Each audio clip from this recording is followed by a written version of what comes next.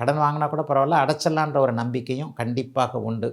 இன்னும் சிலருக்கு ஏற்கனவே அடங்கி கிடக்கக்கூடிய கடன் தொல்லைகள் மீண்டு எழுந்திருக்கக்கூடிய அமைப்புகள் நிச்சயமாக உண்டுங்க. ஆனாலும் எல்லாத்தையும் சமாளிப்பீங்க. வருமான குறைவுகள் எதுவும் இருக்காது. கடன் இருந்தால் என்ன, வருமானம் வருது, ஏதோ கொஞ்சம் பாதி அடைச்சிட்றேன், வட்டியை கொடுத்துட்றேன்ற மாதிரி தான் உங்களுக்கு போகும். சிலருக்கு நல்ல வேலைக்காரர்கள், உதவியாளர்கள் அமையக்கூடிய அமைப்பு மே மாதம் கண்டிப்பாக இருக்கிறது.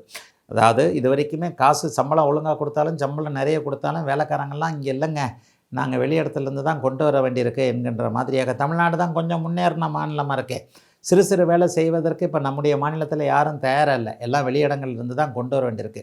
இந்த மாதிரியான அமைப்புகளில் அங்கே வேலை செய்வதற்கு ஆள் இல்லை, இங்கே வேலை செய்வதற்கு ஆள் இல்லை என்கின்ற விதமாக தொழில் முன்னேற்றத்தை அடையாமல் இருப்பவர்களுக்கு நல்ல உதவியாளர்கள், வேலைக்காரர்கள் கிடைக்கக்கூடிய அருமையான மாதமாக இந்த மாதம் அமைஞ்சிருக்குங்க.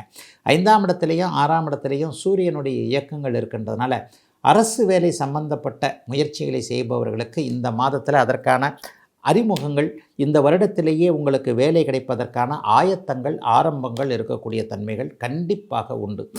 ஆக அரசாங்க வேலையை நம்பலாம். சிலருக்கு அரசாங்க அனுமதிகள் கிடைக்கக்கூடிய அமைப்புகளும் இருக்குது.